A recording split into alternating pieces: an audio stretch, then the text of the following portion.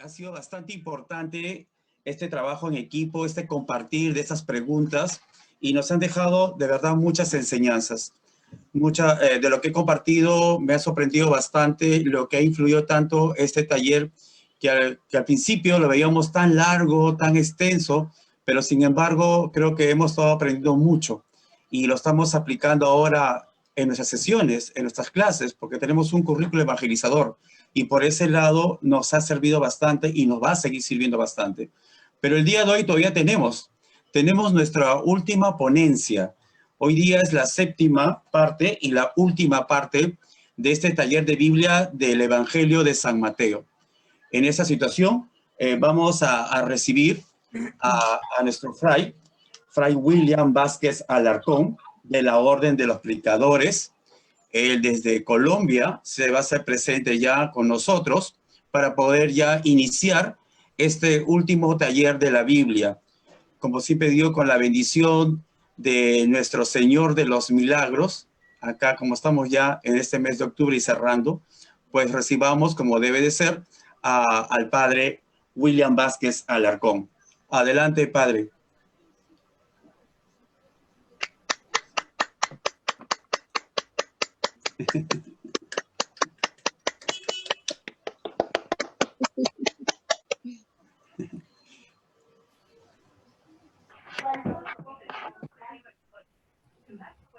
Creo que el padre todavía no ha llegado. Por favor, ¿me pueden confirmar? De repente está con otro nombre.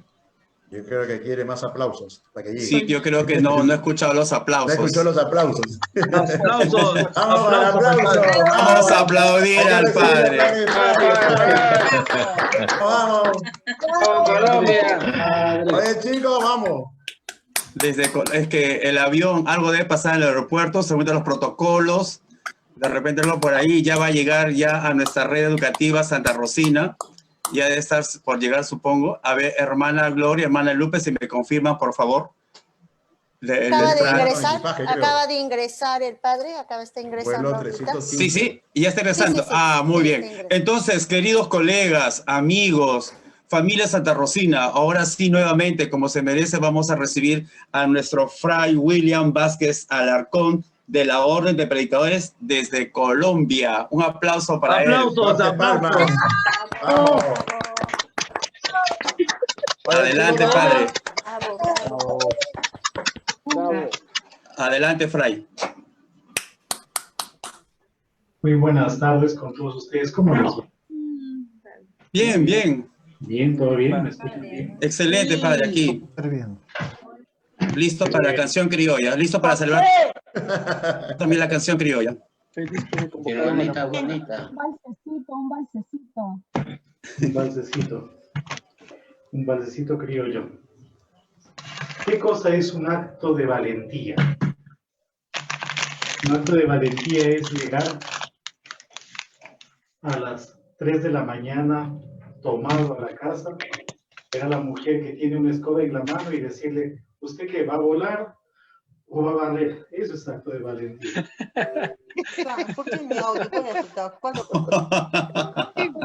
Qué buena, padre.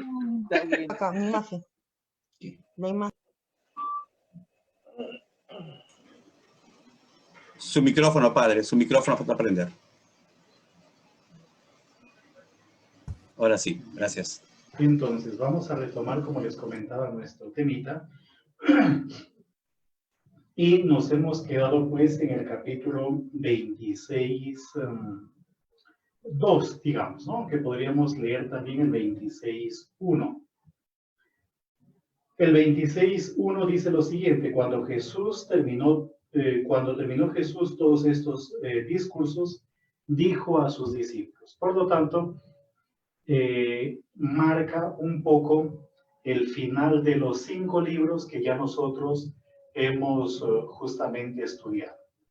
Ya se acabaron todos los discursos. Ahora entramos en la séptima parte del libro, o la parte conclusiva, ¿no? El tema de la conclusión. Y está en relación, como ya ustedes saben, básicamente pues con 3 cositas. La primera cosa es todo lo previo a al juicio, digamos así, todo lo que tiene que ver pues con una actitud de Jesús en libertad. Después todo el tema del juicio y la muerte. Y luego el otro elemento, el elemento final, es básicamente la resurrección e igualmente el mandato misionero. Es decir, que vamos a encontrar pues dentro de esta sección, dentro de esta última parte, que son solamente tres capítulos del 26 al 28, todo esto que les acabo de comentar. Ahora, lo primero que encontramos en el capítulo 26 es un poco la conspiración contra Jesús. Ya hemos visto en las partes anteriores, en los momentos anteriores, cómo ya de una u otra forma Jesús estaba, disculpen la expresión, como colmando la paciencia de las autoridades judías, por lo que ya están simplemente buscando el momento propicio, el momento oportuno para hacerlo a un lado. Fíjense lo que dice Jesús en el versículo 2. Ya saben que dentro de 2 días se celebra la fiesta de la Pascua y el Hijo del Hombre será entregado para que lo crucifiquen. Este texto es un texto que nos muestra a nosotros que estos relatos están siendo justamente narrados, contados, bastante tiempo después de los acontecimientos. Por lo tanto, no son textos históricos, totalmente históricos, sino que se trata más bien de una especie de interpretación de carácter teológico, pastoral, qué sé yo, con respecto a lo que sucedió con Jesús. Y luego dice, entonces se reunieron los jefes de los sacerdotes, pero aquí ya tenemos un dato interesante. ¿Saben ustedes que dentro de 6 días, y el primero en anunciar lo referente a la muerte de Jesús es el mismo? Porque incluso, curiosamente, en el versículo 3 es en donde se manifiesta ya este complot en contra de Jesús. Es un relato que nos muestra cómo Jesús es consciente de su situación y cómo Jesús sabe perfectamente lo que le va a suceder, lo que le va a pasar. Y marca la última semana de Jesús, ¿ya? La última semana, porque él está hablando dentro de 6 días será la Pascua. Y obviamente él va a ser presentado, aunque esto se ve más claramente en el Evangelio de Juan, como el Cordero de la Pascua. La Pascua es una fiesta judía que recuerda justamente la liberación, el paso de la oscuridad, de las tinieblas a la luz. Es conmemorativo de la salida de Egipto, justamente. Entonces, en el versículo 3 ya viene todo el complot.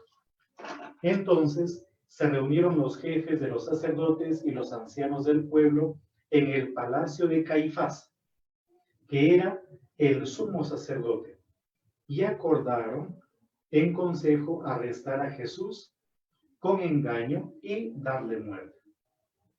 Por lo tanto, ya el evangelista Mateo deja en claro que la muerte de Jesús es una muerte amañada, es una muerte hecha sin los requerimientos necesarios para poder condenar a alguien. Comenzando porque los judíos no podían condenar a muerte a nadie. Los romanos no les permitían a los judíos ejercer la pena capital con sus propias manos. En realidad, los romanos no le permitían a ninguna de sus colonias hacer uso de la pena capital. Pero miren lo que dice, pero no durante la fiesta, pues no conviene amotinar o se podría amotinar el pueblo. Flavio Josefo, que es un historiador judío, él dice de que durante las fiestas, y recordemos que hay básicamente 3 grandes fiestas para los judíos que son de peregrinación. Una de ellas es la fiesta de la Pascua, la otra es la fiesta de Pentecostés y la otra es la fiesta de las tiendas o de las chozas o de las cabañas. Hay 3 grandes fiestas. Y curiosamente en estas fiestas pues había mucha gente porque venían peregrinos de distintos lugares del mundo conocido para entonces, obviamente. Y Flavio Josefo cuenta de que en las fiestas, en las grandes fiestas, habían 3 grandes milagros. Se producían 3 grandes milagros. Uno de esos milagros era que las mujeres no abortaban. Y ustedes dirán, ¿por qué? Ya les diré en un ratito. Uno de esos milagros es que las mujeres no abortaban. En segundo lugar, que nunca hubo problemas en Jerusalén durante la época de las fiestas. Y en tercer lugar, que nadie se quedaba sin alojamiento, que todos tenían alojamiento. ¿Por qué dice que ninguna mujer abortaba? Porque parece que el olor del templo era nauseabundo. Los sacerdotes estaban todo el día haciendo sacrificios de ovejas, de reses, todo eso estaba lleno de sangre, las vísceras también eran sacadas de ahí y botadas en un botadero que había relativamente cerca, y todo eso tenía un olor nauseabundo, tremendamente nauseabundo. Y eso se mezclaba pues con los sudores de la gente, se mezclaba con los inciensos o con otro tipo de humaredas con la finalidad de atenuar los olores.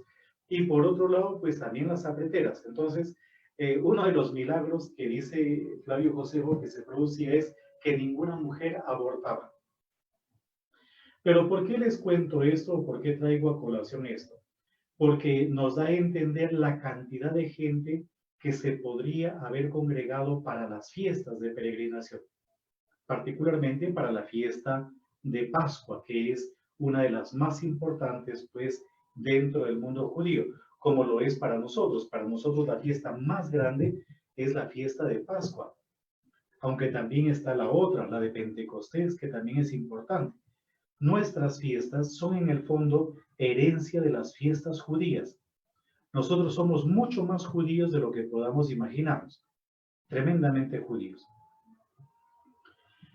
Entonces, el sumo sacerdote Caifás, pues dice, no conviene durante la fiesta porque hay mucha gente, ¿no? Que es un poco el reflejo de lo que efectivamente sucedía. Luego viene la unción en Betania. Esta unción se da, según el Evangelio de Mateo, en la casa de Simón el leproso. Pero hay también unciones en los otros evangelios. Hay unciones, por ejemplo, en el Evangelio de Marcos, en el capítulo 14 de Marcos, también en el capítulo 12 del Evangelio de Juan, 12 del 1 al 8. Y en el Evangelio de Juan, la que unge a Jesús en los pies es María, la hermana de Lázaro. En el caso del Evangelio de Mateo, no sabemos quién es la mujer. En el Evangelio de Lucas también hay una unción al comienzo del ministerio de Jesús, concretamente a finales del capítulo 7. Es una mujer pecadora que unge los pies de Jesús y él está en la casa de un fariseo, que no sabemos cómo se llama. La unción, en el caso de Lucas, no tiene que ver con la sepultura, como sí sucede en el Evangelio de Marcos, de Juan y obviamente en el de Mateo. Aunque la escena de la unción varía de contexto, sin embargo, en estos 3 evangelios que les he mencionado, Marcos, Juan y Mateo, la unción está en relación con la sepultura. Hay una obra apócrifa que dice, creo que es el Evangelio árabe de la infancia, me parece que es, no recuerdo muy bien, que dice que ese ungüento con el que ungieron a Jesús estaba hecho con el prepucio del niño Jesús. Al niño Jesús lo circuncidaron y ese prepucio lo guardaron dentro de un ánfora y se convirtió en ese aroma. Pero esa es obra apócrifa, literatura apócrifa. Pero dejemos eso por ahora. Ahora, La reacción, obviamente, de los discípulos cuando se produce la unción no es precisamente la mejor. Eso se ve en el versículo 8. Los discípulos se indignaron. No se habla de uno en particular, sino de todos los discípulos.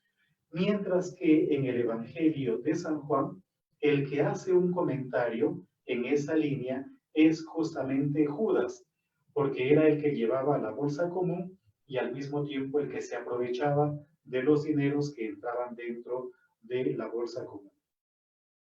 Pero eso le permite justamente a Jesús dar una especie de máxima o de sentencia. A los pobres los tienen siempre con ustedes, pero a mí no me tendrán siempre. Pero a mí no me tendrán siempre. Sin embargo, lo tenemos siempre. En el Evangelio de Mateo, Jesús está presente siempre, por ejemplo, donde 2 o 3 están reunidos en su nombre. Él está en medio. Pero también Él está en medio de la comunidad, y eso lo veremos a finales del capítulo 28. El último relato del capítulo 28 de Mateo. Pero, por otro lado, no podemos, digamos así, guardarnos también todo lo que le debemos dar a Jesús para nosotros mismos de un modo egoísta. Luego viene la traición de Judas. Uno de los 12 llamado Judas Iscariote fue a ver a los jefes de los sacerdotes y les dijo: ¿qué me dan si les entrego a Jesús? Ellos le ofrecieron 30 monedas de plata. Y desde ese momento buscaba una oportunidad para entregar. 30 monedas de plata. Curiosamente, el Evangelio de Mateo es el único que habla de esa oferta pecuniaria que le hacen a él. No se encuentra una información similar en los otros 3 evangelios. Parecería de que en realidad no se trata de un hecho histórico, sino más bien de una lectura o relectura de ciertos textos del Antiguo Testamento. Curiosamente, en el libro del Éxodo, capítulo 21, versículo 32, se dice que el precio de un esclavo que es asesinado o matado por un ganado es de 30 monedas. De 30 monedas. E igualmente en el libro del profeta Zacarías, en el capítulo 11, en los versículos 12 y 13, se habla de un juicio que los seres humanos le hacen a Dios. Una especie de valutación de los seres humanos a Dios. Y el precio es de 30 ciclos. Dios entonces le dice al profeta: eso es lo que el precio que me han dado. Recoge ese dinero y échalo en el templo. Entonces, puede que no se trate de un asunto histórico, porque en realidad no sabremos qué fue lo que sucedió antes de la muerte de Jesús y todo el complot para matar a Jesús. Pero parece que el autor de Mateo está empleando esos textos bíblicos con la finalidad, con el propósito de hacer una relectura y demostrarnos que Jesús termina valiendo lo que valía un esclavo. Pero, según el libro de Zacarías, del que ya les he hablado, es también la valutación que hacen los seres humanos a Dios, que es una cantidad pues no tan grande. Una cantidad no tan grande. Luego viene el tema de la cena del Señor. En el capítulo 26, versículos del 17 hasta el 19. Es más o menos un poco la preparación. La Pascua no es una fiesta que se celebre solo, sino que se celebra con otros. Si la familia, por ejemplo, es poco numerosa, puede invitar a los vecinos para que juntos celebren la fiesta de la Pascua. Entonces no hay que celebrarla sola. Y la fiesta de la Pascua debía celebrarse en unas salas especiales y había gente que alquilaba algunas salas o algunos espacios para que familias o para que ciertos grupos pudiesen de una u otra manera celebrar. Por lo tanto, algunos dicen de que probablemente toda esa afirmación, el primer día de la fiesta de los panes sin levadura, se acercaron los discípulos a Jesús y le preguntaron, ¿dónde quieres que te preparemos la Pascua? Y él da toda una serie de indicaciones. Entonces, algunos dicen que probablemente pues ya había hecho el arreglo de antemano, eso era perfectamente posible, más o menos como para nosotros hoy en día alquilar un salón de reuniones o cosas por el estilo, o por ejemplo uno va a celebrar una misa, qué sé yo, y luego pues alquila el salón parroquial, más o menos así sería, ¿no? Entonces, de la misma forma, es probable que ya haya como de antemano tenido pensado el lugar y contratado el lugar para que se realice esa reunión.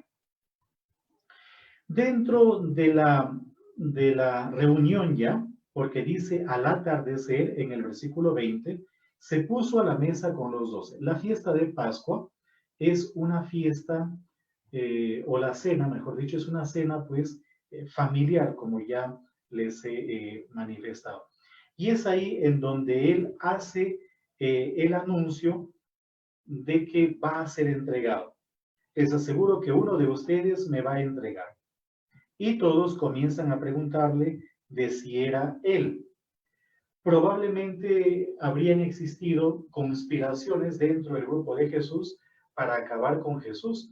No nos olvidemos que el motivo de por qué siguen a Jesús es un motivo interesado.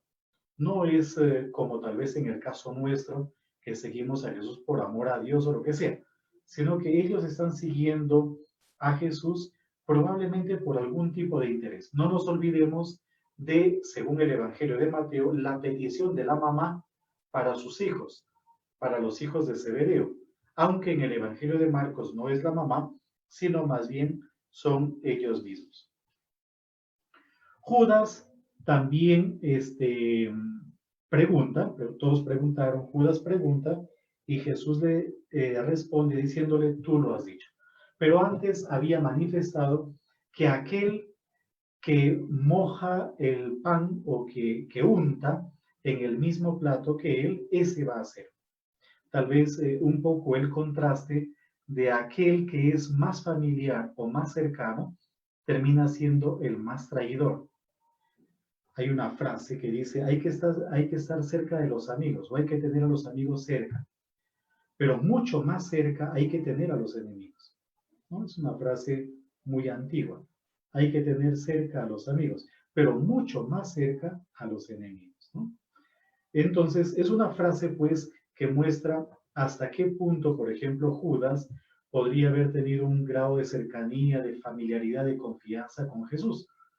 Y él termina siendo justamente el que entrega a su maestro. Luego viene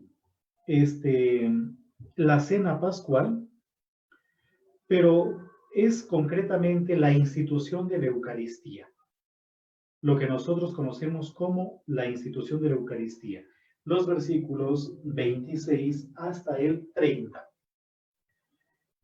El relato más antiguo de la institución de la Eucaristía que tenemos en el Nuevo Testamento se halla en la primera carta a los Corintios. El capítulo, vean ustedes en sus Biblias, no sé si es el 10 o el 11, creo que es el 11, 10 u 11, uno de esos dos capítulos, ¿ya? Primera de Corintios 11 es en realidad el capítulo 11. Ahí se encuentra el relato más antiguo de la institución de la Eucaristía. Y dentro del Nuevo Testamento tenemos como dos relatos grandes. El de Primera de Corintios es tomado o retomado por el Evangelio de Lucas, mientras que el relato de Marcos va muy de la mano con el de Mateo, o al revés, el de Mateo va muy de la mano con el de Marcos. Eso significa de que Lucas conoció la primera carta a los Corintios y siguió más bien el relato paulino, mientras que Mateo y Marcos van justamente de la mano con ese relato. Obviamente, lo que se nos cuenta aquí ya es en un contexto en donde la Eucaristía formaba parte de la vida de las comunidades. Ellos ya están viviendo justamente en torno a una celebración conocida como la Cena del Señor. Curiosamente, en el Evangelio de Juan no aparece la institución de la Eucaristía, sino que en su lugar es presentada más bien la narración sobre el lavatorio de los pies. Pero el Evangelio de Juan, aunque no tenga la institución de la Eucaristía, es muy eucarístico. Curiosamente, en el Evangelio de Juan tenemos la multiplicación de los panes en clave netamente eucarística en el capítulo 6. Pero también tenemos toda una serie de discursos en torno al pan de vida. Pero ¿por qué no colocó el autor del Evangelio de Juan el relato de la institución de la Eucaristía? Porque él está presentando el lavatorio de los pies. Y él está haciendo toda una crítica a un rito vacío. Si la Eucaristía no me convierte a mí en un esclavo, en un servidor de los demás, en alguien capaz de lavar los pies a los otros, no sirve para nada, literalmente. Entonces, es toda una crítica la que hace el autor del Evangelio de Juan. La Eucaristía debe capacitarme a mí, debe moverme a mí a ser esclavo del otro, porque solo los esclavos eran los que lavaban los pies de los demás, los esclavos. Volvamos nuevamente a nuestro texto. Entonces, en esos versículos del 26 al 30 está lo que se conoce como la institución de la Eucaristía. Y luego viene del versículo 31 hasta el 35 lo que va a suceder. Y la reacción, obviamente, de Pedro y de los discípulos. Él les dice lo que le va a pasar en esa noche, citando al profeta Zacarías en el capítulo 13, versículo 7, heriré al pastor y se dispersarán las ovejas del rebaño. Y luego habla también de la resurrección, pero Pedro intenta interponerse frente a esa realidad. Pedro no acepta, ¿ya? Y Pedro le dice incluso que él pues está dispuesto a morir con Jesús. Si bien es cierto, hay uno que lo va a entregar, la muerte de Jesús terminará siendo escándalo para todos. ¿Qué significa escándalo en griego? Scandalizoma y el verbo. La palabra scandalizoma y el verbo en griego significa literalmente impedir que alguien avance en la dirección que está siguiendo. Por eso, la muerte de Jesús va a ser escándalo para los mismos discípulos en cuanto a los va a paralizar. No les va a permitir tal vez seguir caminando en la dirección que ellos habían pensado o que habían proyectado. Luego viene la oración en Getsemaní. Getsemaní literalmente significa prensa de olivos o prensa de aceitunas. Literalmente significa eso, prensa de olivos. Yo les voy a proyectar en este momento pues un mapa que ya lo conocemos, ¿verdad? Ya lo conocemos, pero es simplemente para que vayamos como poquito a poquito pues leyendo estos relatos. Entonces, miren, aquí donde está esta especie de burbuja, está Jerusalén. Arimatea, acuérdense de Arimatea porque vamos a hablar de José de Arimatea, un poquitito por lo menos mencionarlo. Arimatea está aquí. Después, aquí está Betania, Betfagé, Betania, donde fue la unción. Betania, de Betania a Jerusalén hay un promedio de 2-3 kilómetros, más o menos, aproximadamente. 2,5 kilómetros por allí. Por lo tanto, todo se centra ahora ya en Jerusalén. Getsemaní, aquí les tengo también unas imágenes. Es la imagen de acá. Aquí tenemos el Monte de los Olivos, el torrente Cedrón, está aquí. Getsemaní estaría aquí, miren, ahí dice Jardín de Getsemaní. Aunque hay un signo, si se fijan bien, hay un signo de interrogación. Porque hoy en día conocemos Getsemaní, vamos a Getsemaní, qué sé yo, pero, ¿cómo les podría decir? El lugar que nosotros tenemos es un lugar ubicado ya en el siglo segundo de nuestra era. No es un lugar tan antiguo que digamos, como sucede con casi todos los lugares de peregrinación en Tierra Santa. Los lugares son siempre, no son exactos. Hay algunos que sí son exactos, pero la mayoría se mueven dentro de una probabilidad. Entonces, familiaricémonos un poquito pues con este diseño. Aquí está el jardín de Getsemaní. Aquí está el torrente Cedrón. Todo esto, el valle del Cedrón. Aquí tenemos, fíjense, el valle del Tiropeón. Y aquí tenemos el valle del Ginón. Y donde se juntan los tres, donde está el valle del Cedrón, el Tiropeón y el Ginón, esta zona es la Gehenna. La Gehenna, seguramente ustedes habrán escuchado, que era un botadero de basura, la Gehenna. ¿Ya? Era un botadero de basura. Por eso Jesús habla de que si tu mano es ocasión de pecado, córtatelo y tírala. Él está hablando de la Gehenna, del basurero de la ciudad. Ahora, hay dos Gólgotas, un Gólgota aquí arriba, fíjense, y otro aquí. El de arriba es el invento de un protestante del siglo XIX, de un general apellidado Gordo. A este no le vamos a prestar atención. ¿Ya? En cambio, el otro Gólgota es el que está aquí. Y fíjense que se encontraba, como lo veremos después, fuera de las murallas de la ciudad. Esto que está en un color rosado intenso era la ciudad en la época de Jesús. Si miran ustedes el mapa de Jerusalén hoy en día, el Gólgota queda prácticamente dentro de la ciudad. La ciudad se extendió por este lado. Lo que nosotros vemos hoy en día es ya de la época del Imperio Otomano, turco-otomano. Aquí tenemos otro mapa, es básicamente similar al anterior. Aquí está el Valle del Cedrón, aquí está Getsemaní, fíjense. Aquí está Getsemaní. Aquí está el Gólgota, en este lado, el Gólgota. ¿Sí? Aquí está el palacio de Herodes Antipas, la casa del sumo sacerdote de Caifás. Hoy en día se visita esto, es San Pedro en Galicanto. Aquí está la fortaleza Antonia, ¿no? Miren, la fortaleza Antonia está en la parte superior. Todo eso va a entrar dentro de un ratito en escena. Y aquí tenemos pues una vista, digamos que es como si estuviesen parados ustedes aquí en la explanada del templo y toman la foto para este lado. Entonces, la foto que les voy a mostrar ahorita es todo esto que está acá. Ahí está la foto. Esta iglesia, miren, aquí está el torrente Cedrón. Esta iglesia es la que se conoce como la Iglesia de las Naciones. ¿Por qué se conoce con ese nombre? Porque un montón de países contribuyeron, hicieron aportes económicos para construir o reconstruir esta iglesia. Y es aquí en donde Jesús habría orado.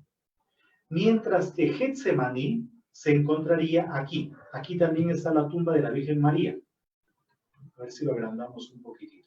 Esta es la tumba de la Virgen María, pero por aquí se ingresa, por un callejoncito se ingresa y uno llega a unas grutas, más o menos por aquí, a unas cuevas. Ese habría sido el lugar de Getsemaní. ¿Ya? Ahí se habría encontrado la prensa de aceitunas. Y si se fijan bien, desde esta zona hasta donde Jesús se habría retirado para orar, hay más o menos un tiro de piedra. Un tiro de piedra. ¿Cuánto de distancia alcanza uno con una piedra? ¿No? Dependiendo, ¿no? Uno puede alcanzar hasta unos 80 metros, ¿no? Con buena fuerza y buena elevación.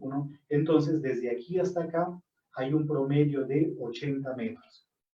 Entonces, Jesús habría ido a este lugar con sus discípulos y desde aquí se habría apartado y habría ido a este lugar para orar. Entonces, eso es lo que nosotros vemos a partir de los versículos 36 hasta el 46.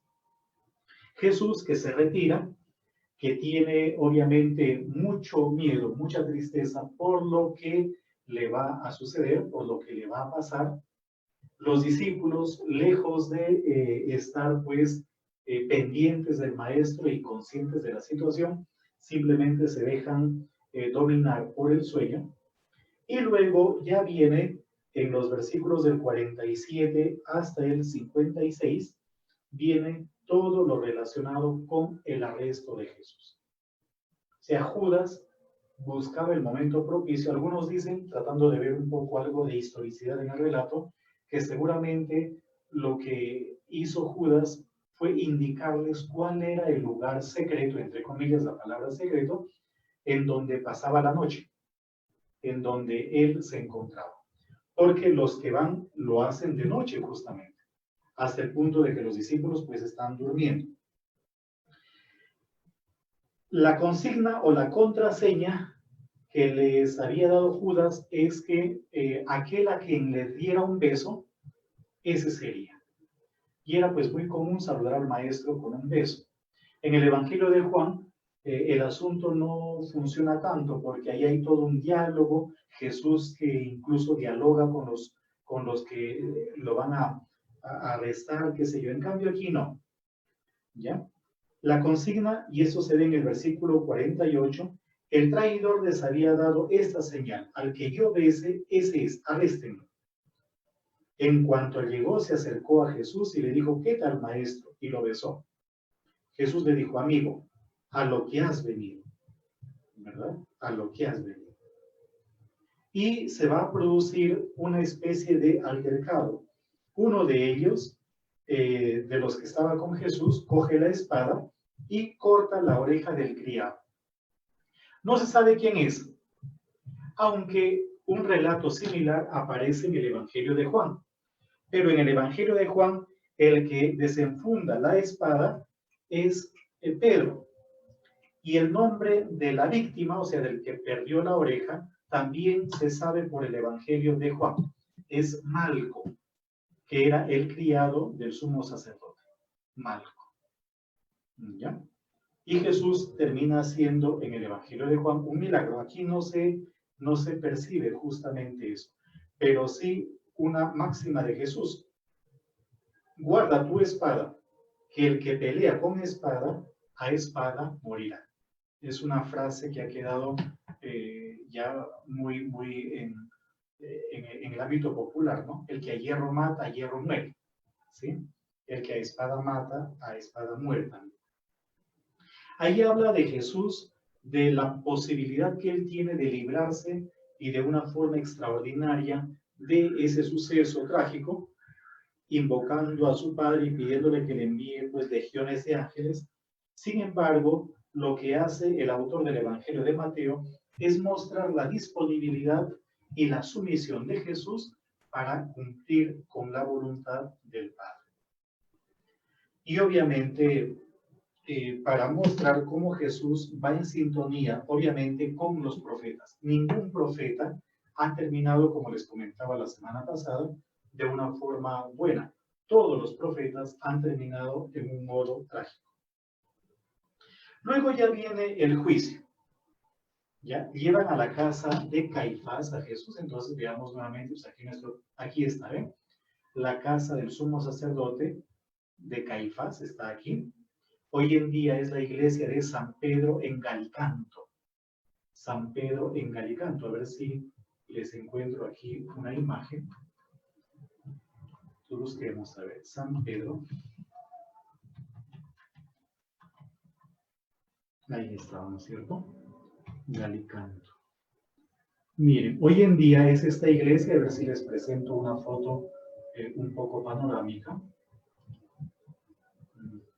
A ver si hay una foto panorámica que nos permita ver, pues, bien el San Pedro en Galicanto. Esta como que nos permite ver un poquitito.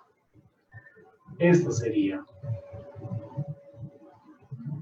Es una iglesia, pues, construida. Aquí está. Miren San Pedro en Galicanto. ¿Ya? Y obviamente aquí hay unas escaleras por donde Jesús habría subido y habría bajado. A ver si les encuentro también las escaleras. Jesús que sube libre. Miren, estas son las escaleras. Estas son, aquí tienen, este relieve es muy bonito. Jesús que baja por ahí ya, preso. Ya es un relieve hermosísimo. Y aparecen allí,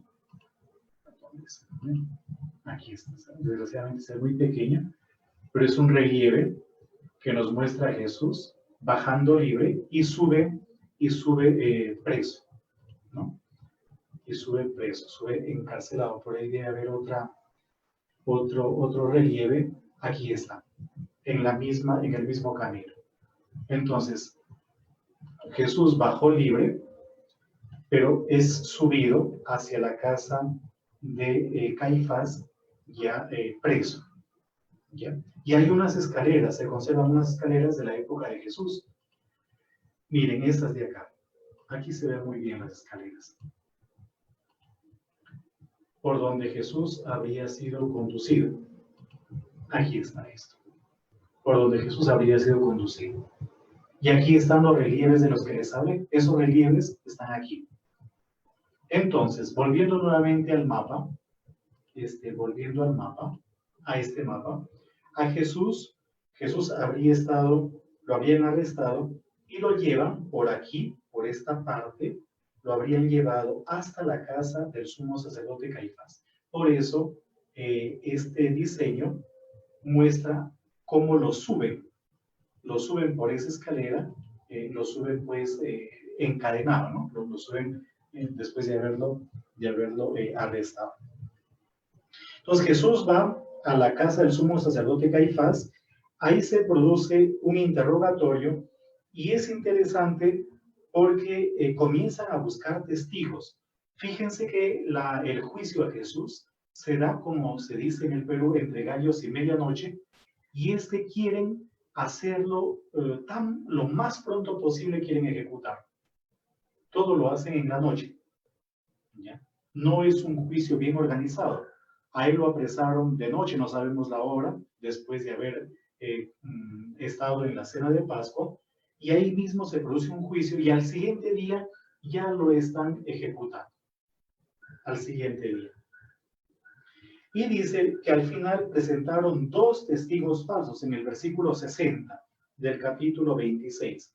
Para condenar a muerte se necesitaba efectivamente el juicio o la acusación de 2 testigos, que sean hombres y que sean libres. Pero esos de acá lo que hacen es básicamente acusar injustamente a Jesús. Hasta que al final pues viene justamente la sentencia de parte de Caifás, que Jesús es merecedor de la muerte. Luego viene la negación de Pedro, que curiosamente se da en la casa de Caifás, aquí dentro, en esta iglesia, digamos en esta zona. Ahí está la prisión de Jesús. Cuando uno visita Tierra Santa, ahí adentro hay una cisterna, varias cisternas, pero una de ellas es presentada como la prisión de Jesús. Y ahí se encuentra, en la actualidad hay una estatua, un monumento, que recuerda justamente la negación de Pedro a Jesús. Esto de acá. Está dentro del mismo recinto. La escalera viene por ahí, por un costadito. A ver si encuentro otra por aquí. No, abramos esta imagen. Aunque está chiquitita, pero está pequeñita la imagen, pero pues ahí está.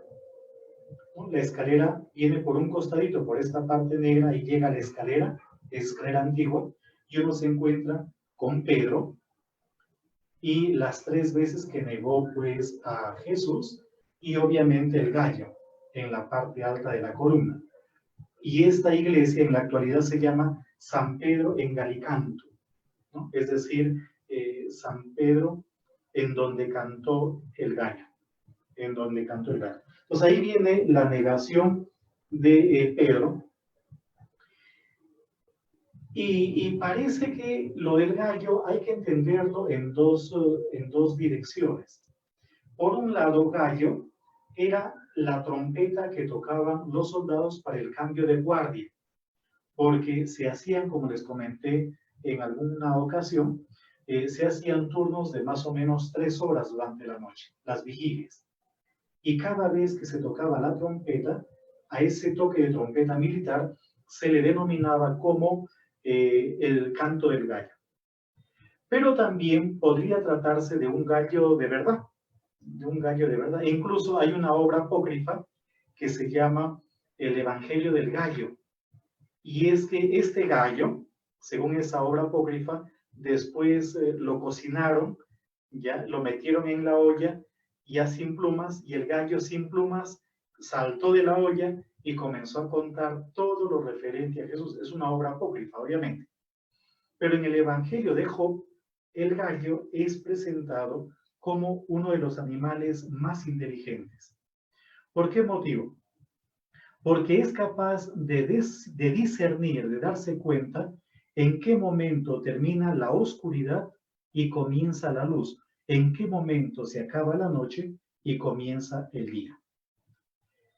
Sea lo que fuere, lo que se nos muestra allí es justamente la negación, las 3 veces pues que niega Jesús a Pedro, y al final termina de esa manera el capítulo 26.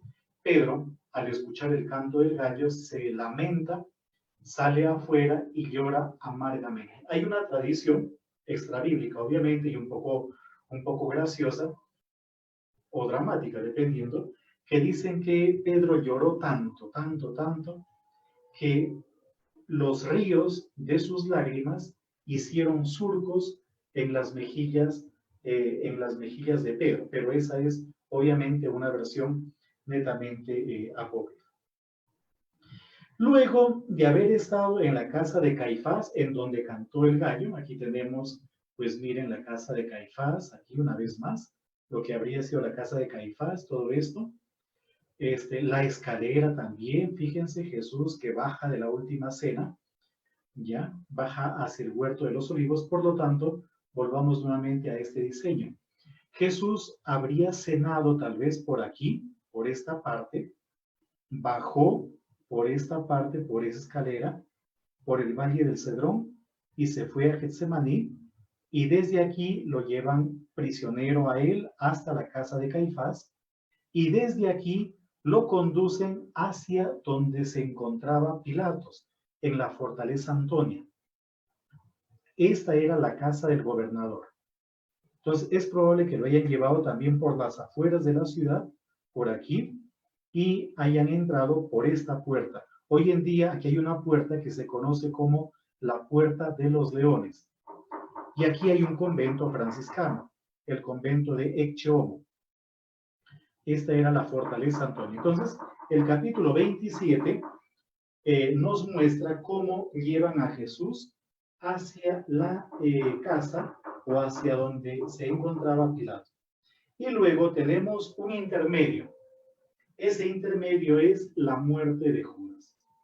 Judas se arrepintió, nos dice el texto de Mateo, se fue donde los jefes de los sacerdotes para entregarles el dinero, diciendo de que había consignado a sangre inocente, y ellos le dijeron que no les interesaba, entonces él tiró las monedas y se fue y se ahorcó. Ahora, probablemente ese relato sea nuevamente una especie de influencia del libro de Ezequiel, del que ya les he hablado anteriormente, en el sentido de que en Ezequiel 11, versículos 12 y 13, se habla de la tasación de en cuánto tasan a Dios. Y luego Dios le dice al profeta que ese dinero lo eche en el templo. El tema del ahorcamiento de Judas puede ser un reflejo también de algunos textos veterotestamentarios. En el Deuteronomio capítulo 21, versículo 22, se habla de la pena de ahorcamiento a los que cometen un determinado tipo de delitos. Pero en segunda de Samuel, capítulo 17, versículo 23, se habla del ahorcamiento de Agitofel, que es alguien que está medio conspirando y dando información falsa en la época de David. Curiosamente, hay dos textos en el Nuevo Testamento que hablan de la muerte de Judas. Uno de esos es este que estamos viendo. El otro texto se encuentra en Hechos de los Apóstoles, capítulo 1, versículos del 16 al 19. Hechos 1, 16 a 19.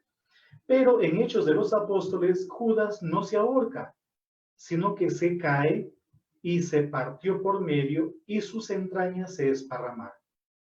Eso es lo que dice Hechos de los Apóstoles. Por lo tanto, tenemos dos relatos sobre la muerte de Judas. Uno es este, que se ahorca, que además ha quedado como el más famoso, y el otro es el de Hechos de los Apóstoles, que no solamente nos dice que murió de esa forma, sino que no muestra, el Judas de Hechos de los Apóstoles, no muestra ningún arrepentimiento. Con ese dinero se compró un campo. Se compró un campo con el dinero que recibió, con el dinero mal habido.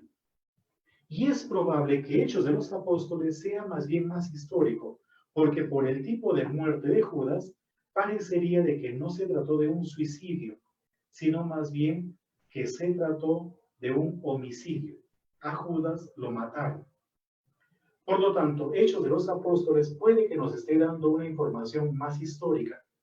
Como era un bandido, debió haber tenido varios enemigos, varias personas que se lo querían sacar de medio. Y por eso murió trágicamente. Aunque parece que el relato de los Hechos de los Apóstoles también está de una u otra forma apoyándose más bien en el libro de la Sabiduría, capítulo 4, versículo 19, que dice que esa es la muerte de los impíos. Caen y terminan reventados al momento de caer.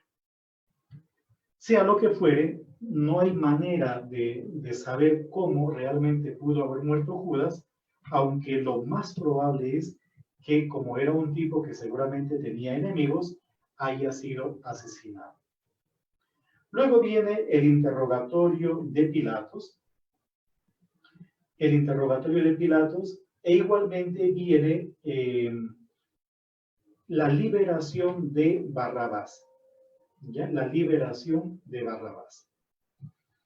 Hoy en día, un pequeño paréntesis antes de continuar, más o menos por la Gehenna se encuentra el campo que, según la tradición, fue comprado con el dinero de la traición de Jesús, aquel Gamá, por ahí cerca del botadero de basura. Pero bueno, volvamos nuevamente al relato. Fíjense cómo en este interrogatorio pues, de Pilatos a Jesús, se pone de manifiesto una tradición que los romanos solían tener y que incluso aplicaban en sus colonias, y era el dejar en libertad a un preso.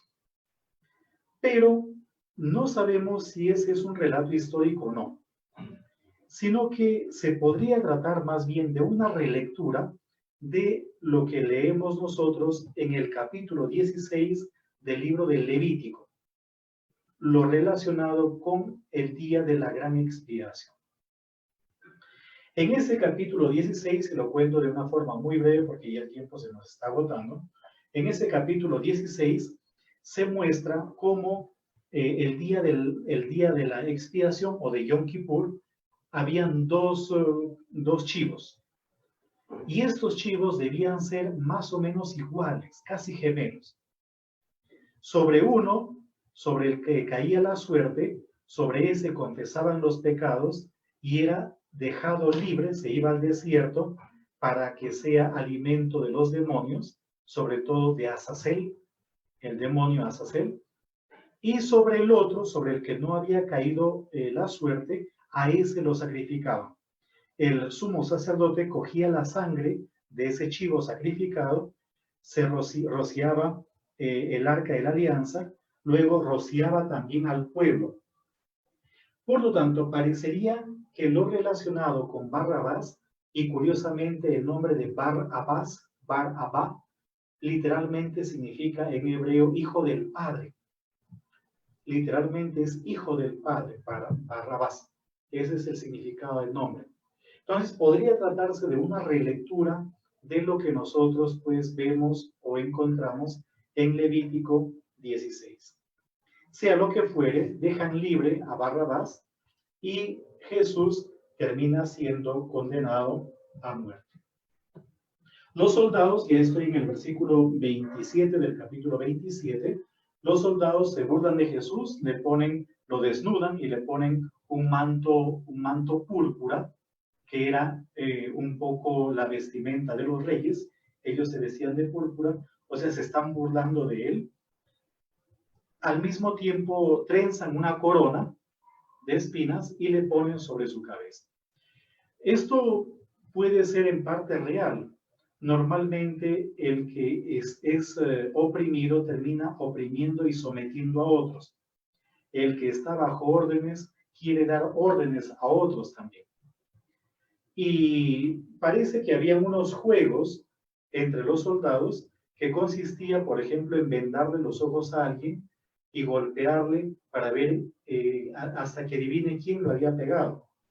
Y cuando adivinaba, ya cambiaban, ese que había sido descubierto era vendado y los otros lo golpeaban.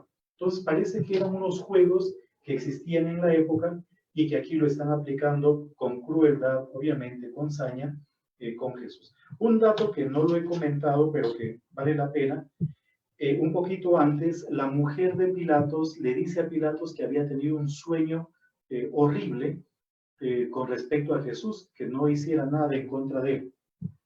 Probablemente el evangelista Mateo lo que nos da a entender es que gente pagana, incluso por sueños, termina recibiendo una revelación, mientras que los propios compatriotas o paisanos o hermanos de religión de Jesús no son capaces de visualizar o de visibilizar eso. Luego viene el tema de la crucifixión, que está redactado teniendo en cuenta textos del Antiguo Testamento. Por ejemplo, el Salmo 22, 19, sobre cómo se reparten las ropas, entra en escena un tal Simón de Cirene. Él era africano, era de la Cirenaica, entra en escena también allí, y luego colocan sobre su cabeza un cartel con el motivo de la condena. Este es Jesús, el Rey de los judíos. Según el Evangelio de Juan, ese cartel estaba en 3 idiomas, en griego, en hebreo, en latín, lo que demostraría que eran los idiomas que la gente hablaba.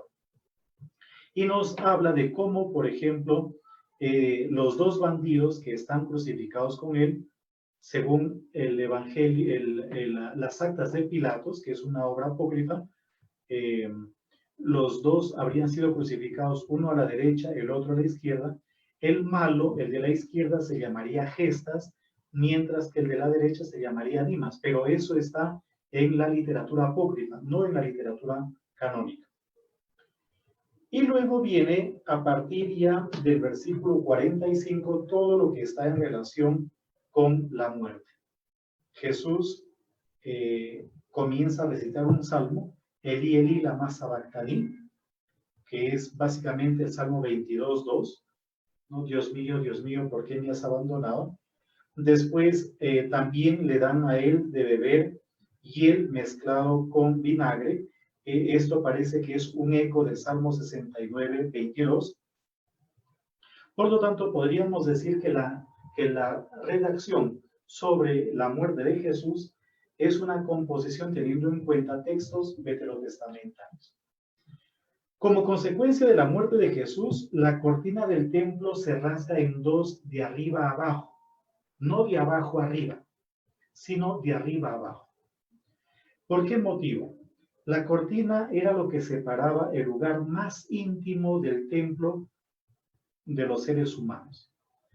Y lo que nos está queriendo decir el evangelista es que con Jesús nosotros, frente a Dios, ya no tenemos en cuenta a un Dios que se esconde, sino que ya lo podemos contemplar o ver cara a cara. Y la cortina se rasga de arriba abajo para que dé a entender que es Dios justamente el que está tomando la iniciativa, que no es una obra humana, porque si fuera de abajo arriba serían los seres humanos pues los que habrían producido eso. Un asunto interesante es lo que encontramos a partir del versículo 55.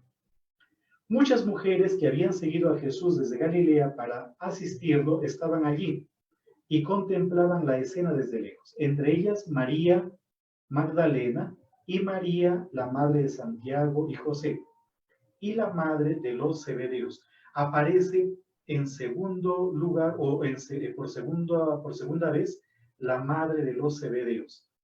La primera vez apareció pidiendo para sus hijos los primeros puestos. Ahora aparece a los pies de la cruz de Jesús. En el Evangelio de Marcos no se habla de la mamá de los Zebedeos, pero se habla de una Salomé, que probablemente es la misma. Entonces la mamá de los Zebedeos, comparando el texto con Marcos, se habría llamado Salomé. Fíjense que no está la mamá de Jesús, no aparece, y es probable que no haya estado en la crucifixión, desde el punto de vista histórico, porque no nos olvidemos que llevamos pocas horas de juicio.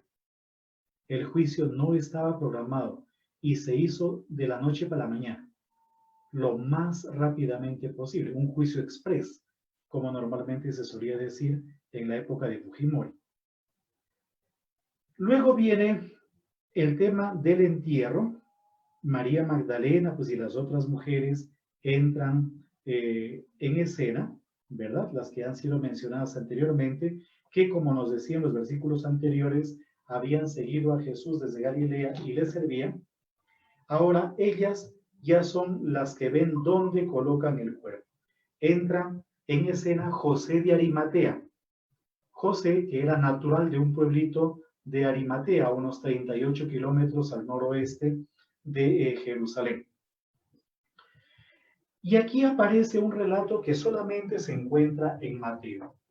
Cómo piden una guardia a Pilato para que custodien el cuerpo. Y este relato va a ser interrumpido, pero va a aparecer nuevamente más adelante con el soborno que les dan a esos soldados. Dan la guardia, es decir, que el sepulcro está custodiado, y ya entramos propiamente dicho en el capítulo 28, pero yo quiero mostrarles los tipos de tumbas que habían en la época de Jesús. Miren, aquí tienen ustedes una tumba. Desapareció, no, más atrás está. Más atrás. Aquí. Esta es una tumba judía. Entonces, miren, aquí tienen ustedes una rueda, una rueda de piedra. Esta piedra se hace correr y se termina sellando la tumba. Pero también había, aquí tienen otro, una piedra mucho más grande. Esta piedra por lo menos pesa sus 500 kilos o más. ¿Ya? Entonces, una vez que metían dentro al cadáver, la piedra era corrida, era rodada. Pero también había otro tipo de sepulcro, tipo corcho.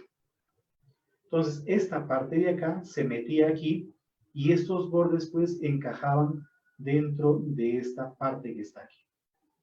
Entonces, estas son como dos formas, habían más obviamente, pero estas son como las dos formas más comunes de sellado de la tumba. Probablemente nosotros estemos frente a esa tumba de acá. ¿Ya? Frente a esa tumba. Ahora, van entonces al sepulcro y ya el capítulo 28 está en relación con la resurrección. Yo quiero presentarles un video muy chiquito sobre cómo habría sido el lugar de la sepultura de Jesús. ¿Cómo habría sido eso? Vamos a ver si me permiten.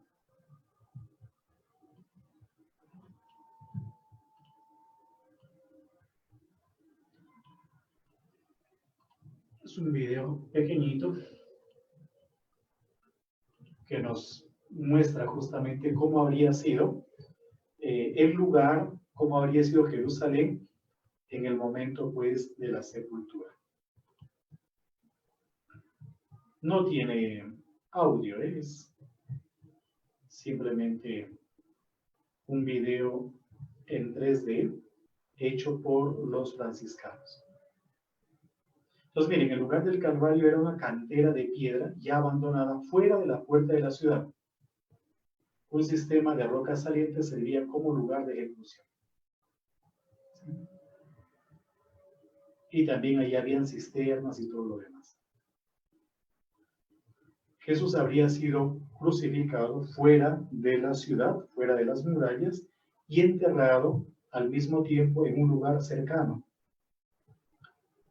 a unos 30 metros, qué sé yo. Entonces aquí tenemos más o menos una especie de animación de cómo habría sido el lugar de la crucifixión. Entonces aquí tenemos el lugar de la crucifixión y a este lado pues estaría el sepulcro. ¿Ya? Y fíjense que la puerta del sepulcro siempre da hacia el oriente, ¿no? Siempre los sepulcros deben tener la puerta abierta hacia el oriente, hacia donde nace el sol. Es una animación. Ahí está. ¿Cómo habría sido el sepulcro?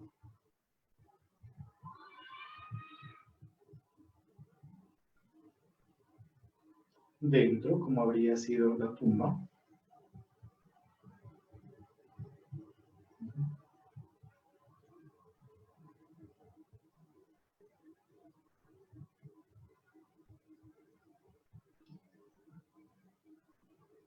Fuera, obviamente, de la ciudad.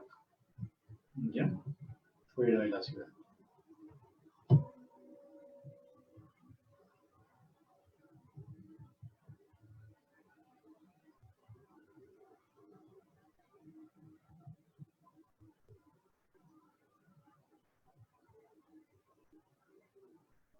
Así habría sido el terreno.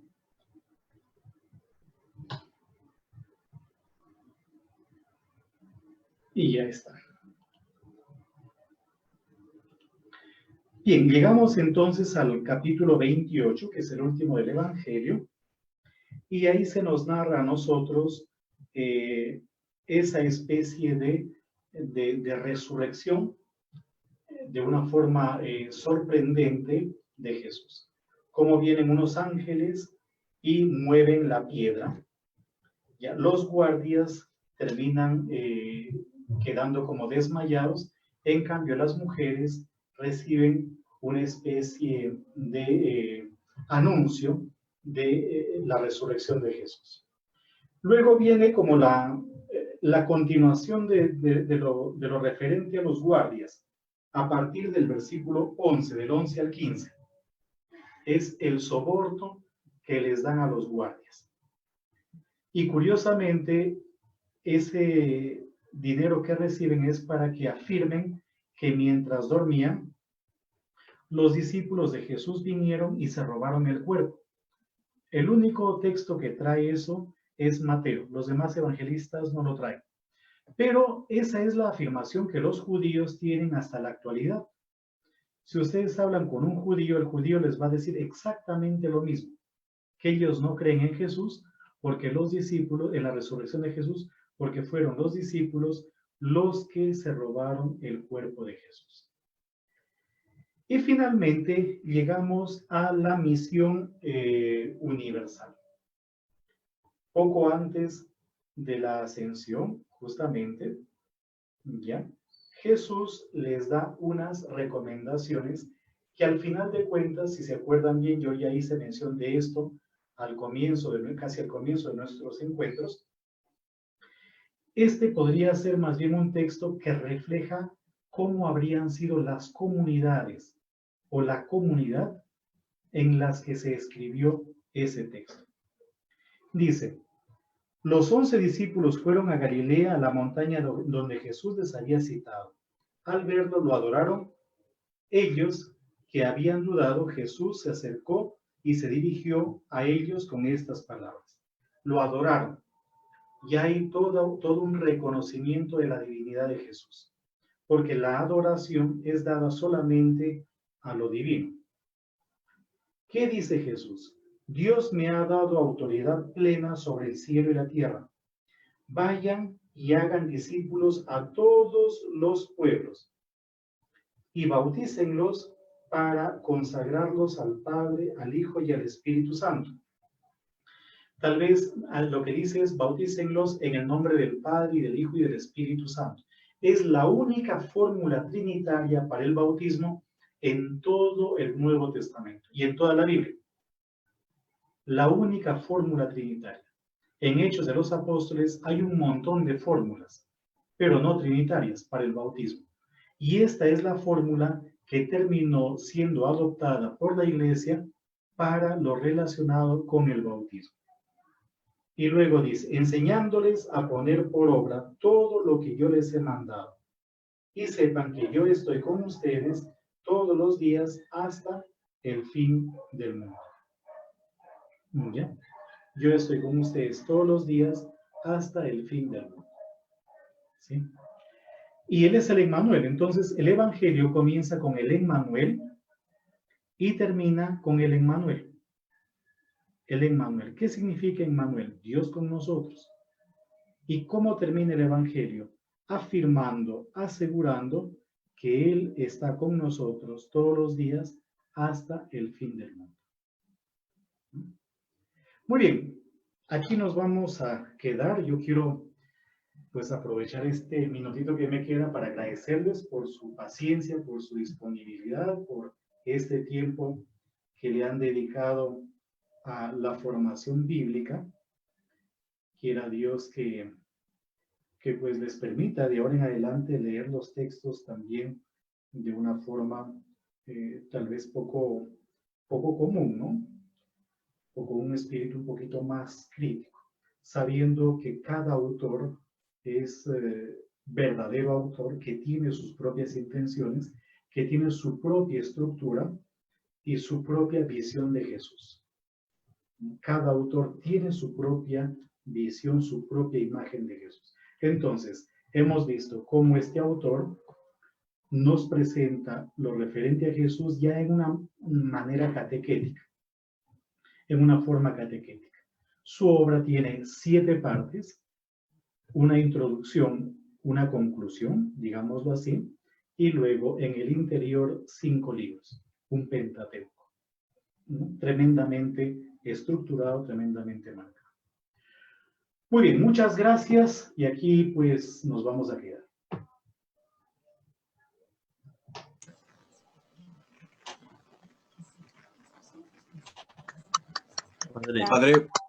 Padre, muchísimas gracias, de verdad.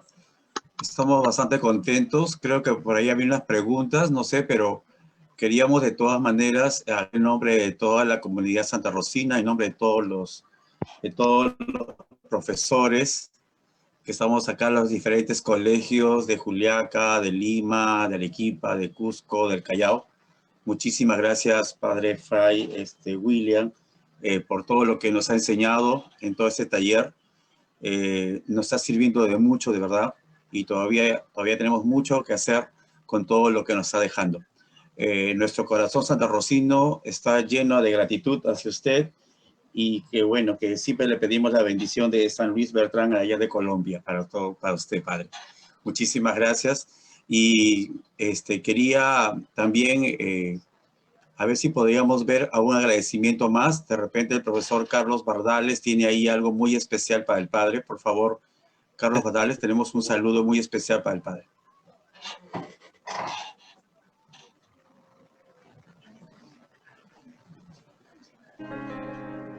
Familia Santa Rosina, buenas tardes. Mi nombre es Leslie, pertenezco al Colegio Santa Catalina de la ciudad de Juliaca y quiero empezar con esta pequeña oración que repetimos siempre en la Eucaristía antes de comulgar. Ha sido tomada de esta segunda curación que Jesús realiza en la sección de los milagros que la encontramos en el Evangelio de Mateo. La curación de un criado de un centurión romano que dice: Señor, no soy digno de que entres en mi casa, pero una palabra tuya bastará para sanarme. Esto lo podemos encontrar en Mateo capítulo 8, versículo del 5 al 3. Bueno, también quiero compartir con ustedes lo que en este tiempo he podido entender de la escritura del Evangelio de Mateo. Bueno, entiendo que Mateo escribió este Evangelio con el fin de proporcionar a sus lectores un relato de un testigo ocular de la vida de Jesús. asegurarles que Jesucristo es el Hijo de Dios y el Mesías tan esperado que los profetas del Antiguo Testamento habían anunciado, y demostrar que el reino de Dios se manifestó en Jesucristo de una manera sin precedentes. A Mateo le interesaba dar a entender que la mayor parte de Israel rechazó a Jesús y su reino, negándose a creer porque vino como Mesías espiritual y no como un político, y que solo al fin del mundo Jesucristo vendrá en gloria como Rey de Reyes, a juzgar y gobernar a las naciones. Eso es lo que hemos podido entender del Evangelio de Mateo. Agradecer por esta escuela de Biblia brindada en este tiempo. Un abrazo a la distancia a cada uno de ustedes y hasta la próxima. Muy buenas tardes, comunidad Santa Rosina. El día de hoy quiero iniciar este mensaje con la siguiente frase: donde hay 2 o 3 reunidos en mi nombre, allí en medio de ellos estoy yo. Y es que es lo que nosotros hemos venido realizando viernes tras viernes, acompañados de Fray William, quien con todas sus enseñanzas nos ha mostrado un poco más acerca del Evangelio de San Mateo. No olvidemos resaltar el amor al prójimo, ¿sí? Amar al prójimo como a uno mismo. Entonces nosotros como docentes no olvidemos hacer eco de todas las enseñanzas de Fray William. Sí, algunos quizá nos habrá despejado algunas dudas y a otros nos ha abierto un nuevo conocimiento, algo que quizá nosotros ignorábamos, dejándonos las parábolas, los milagros, lo más importante aún, las enseñanzas de Jesucristo, las enseñanzas que Él nos dejó. Entonces, Fray William, estamos muy agradecidos con usted por todos los conocimientos que nos ha podido dar y espero que, nos volvamos a reencontrar en una próxima oportunidad. Hasta luego, muchísimas gracias.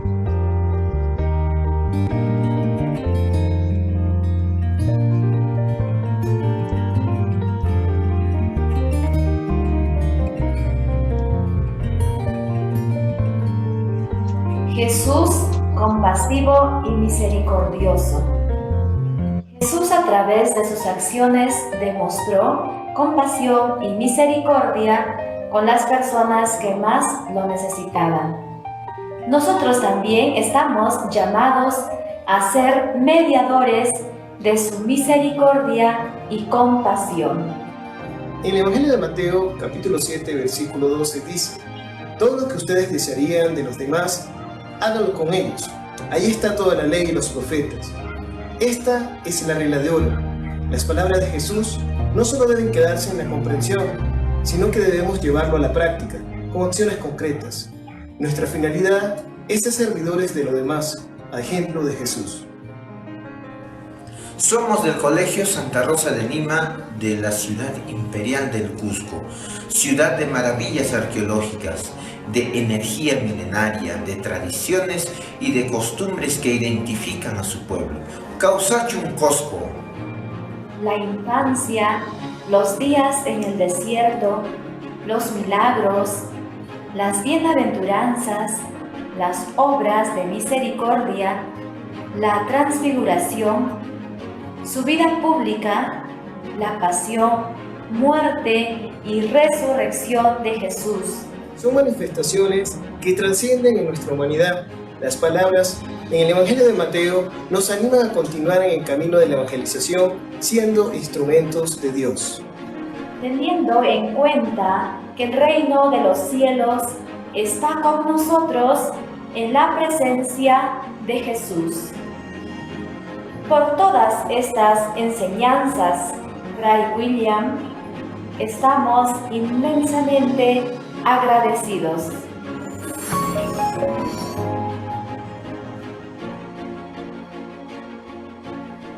No se hagan tesoros en la tierra, acumulen tesoros en el cielo, pues donde están sus riquezas, ahí también estará tu corazón. El Colegio Parroquial San Columbano de la ciudad de Lima quiere expresar su profundo agradecimiento al Reverendo Padre Fray William Vázquez Alarcón por todo el tiempo, la paciencia y la entrega para que nosotros conozcamos y aprendamos la importancia del Evangelio de Mateo. Durante este tiempo de estudio que hemos compartido con la familia Santa Rosina para conocer sobre el Evangelio de Mateo,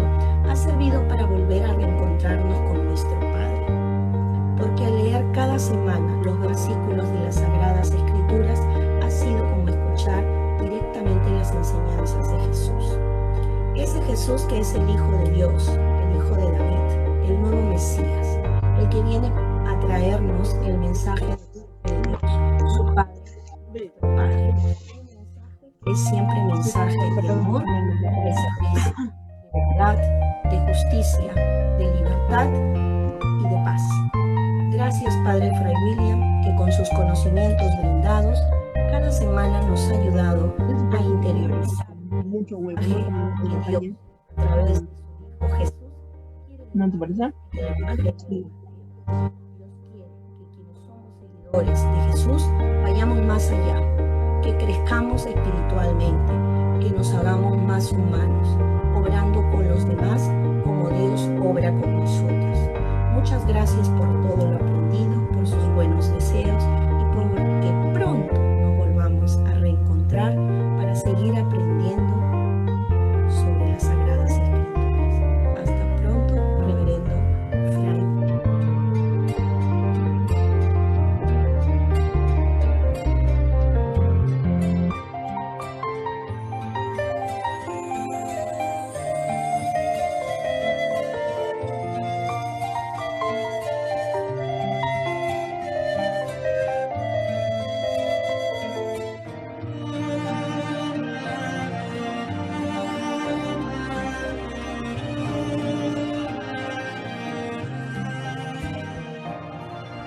Buenas tardes, Fray William.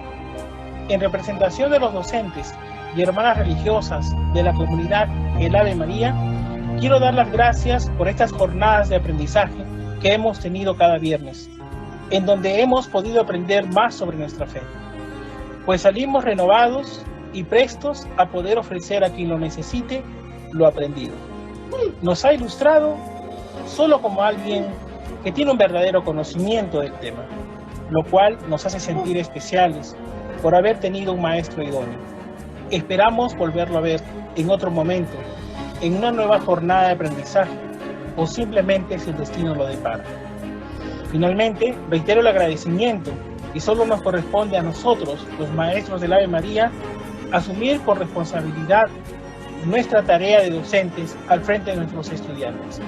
Muchas gracias, Fray William.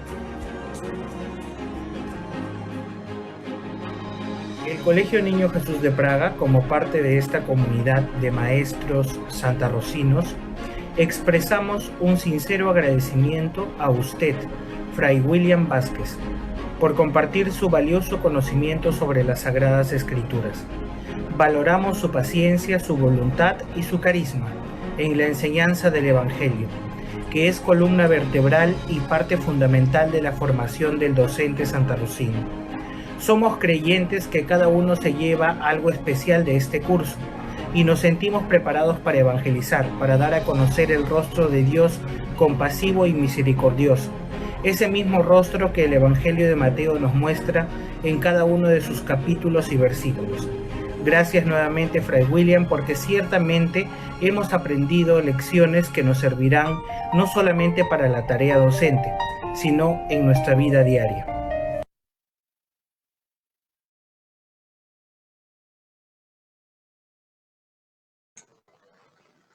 Gracias, Padre William. Muchas gracias. Esa sonrisa nos da mucha satisfacción, mucha alegría de saber que sí, nos vamos aprendiendo mucho y gracias de todo corazón, Padre. Quisiera que nos acompañe, porque no podemos estar sin nuestro Jesús, sin nuestro Dios presente. Vamos a hacer la liturgia de la palabra en esos momentos. Nos vamos a unir todos juntos como familia santarrocina para agradecer a Dios por esos momentos. Vamos a hacer la liturgia de la palabra con la participación de todos los colegios de la red. Vamos a empezar con Santa Rosa de Lima de Cusco, con Santa Catalina de Juliaca, con San Columbano, con el Niño Jesús de Praga, con Santa Rosa de Lima y Ave María de Arequipa, y terminamos con las hermanas dominicas. Empecemos entonces la liturgia de la palabra con Santa Rosa de Lima de Cusco y la canción de entrada. Adelante, por favor.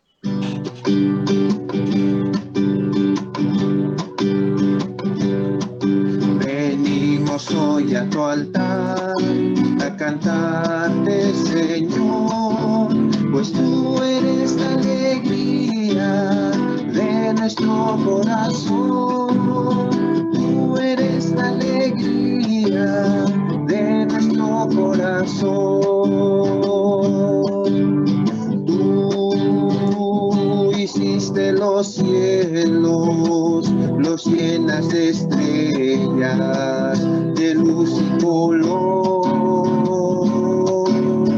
Tú pintaste la aurora, hiciste las nubes, las puestas del sol. Acompañamos con las palmas. Venimos hoy a tu altar a cantarte, Señor, pues tú eres la alegría de nuestro corazón.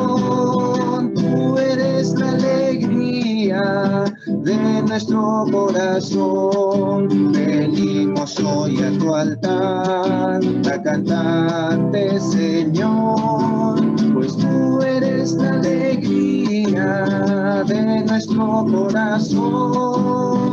Tú eres la alegría de nuestro corazón.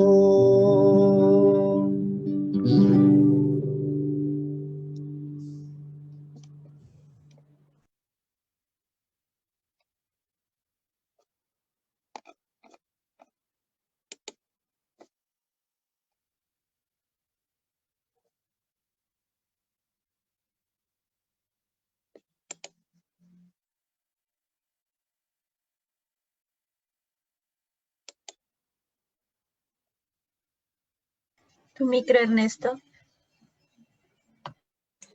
Comenzamos con el Salmo con el Colegio Santa Catalina de Juliaca.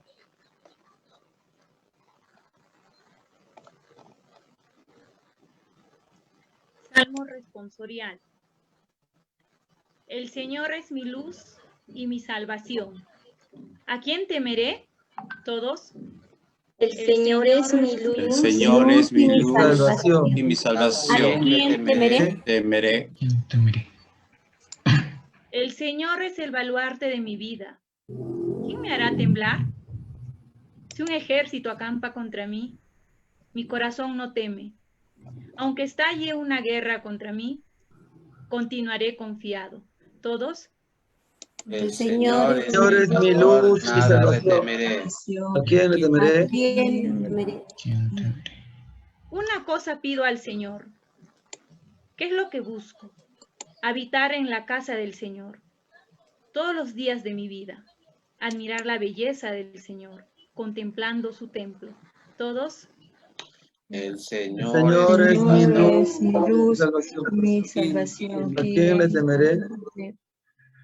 Él me cobijará en su cabaña, en el momento del peligro. Me ocultará en lo oculto de su tienda. Me pondrá sobre una roca. ¿Todos? El Señor es mi luz y mi salvación. ¿A quién temeré? Escucha, Señor, mi voz que te llama. Ten piedad de mí. Respóndeme. Digo en mi interior. Busca en su rostro. Mi corazón dice. Tu rostro buscaré, Señor. No me ocultes tu rostro. ¿Todos? El Señor es mi luz y mi salvación. ¿A quién temeré? No rechaces con tu ira a tu siervo, que tú eres mi auxilio. No me deseches, no me abandones, Dios de mi salvación. ¿Todos? El Señor es mi luz y mi salvación. ¿A quién temeré? Yo espero gozar de la bondad del Señor en el país de la vida. Espera en el Señor, sé valiente, ten ánimo. Espera en el Señor. ¿Todos? El Señor es mi luz y mi salvación. ¿A quién temeré? Gracias. Hermanos, nos disponemos para la proclamación del Santo Evangelio con el Colegio San Columbano. Aleluya, aleluya. Lectura de la buena noticia según San Mateo. Gloria a ti, Señor Jesús. Gloria a ti, Señor Jesús. Por su parte, los 11 discípulos partieron para Galilea, al monte que Jesús les había indicado. Cuando vieron a Jesús, se postraron ante él, aunque algunos todavía dudaban. Jesús se acercó y les habló así: me ha sido dada toda autoridad en el cielo y en la tierra. Vayan pues y hagan que todos los pueblos sean mis discípulos. Bautícenlos en el nombre del Padre y del Hijo y del Espíritu Santo. Y enséñenles a cumplir todo lo que yo les he encomendado a ustedes. Yo estoy con ustedes todos los días hasta el fin de la historia. Palabra del Señor. Gloria a ti, Señor Jesús. Señor Jesús.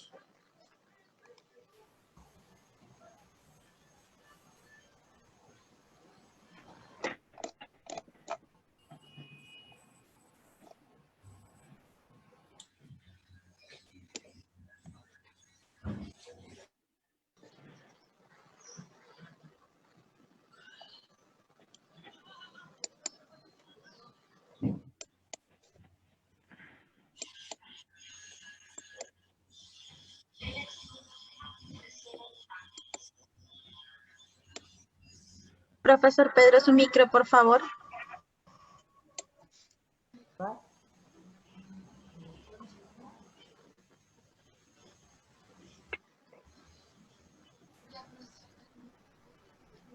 Muy buenas tardes, hermanas dominicas, Santa Rosa de Lima, colegas de la de Santa Rosina, hermanos en la... Llegamos a la conclusión de nuestro taller de Mateo y hemos escuchado la parte final del Evangelio. Según los expertos, la mejor manera de entender el Evangelio es empezando por el final, porque allí la iglesia matiana se autodefine. Es una comunidad que reconoce a Jesús como el Señor. Por eso es que le adora. Es una comunidad que está en movimiento, que está en camino, que no está estática.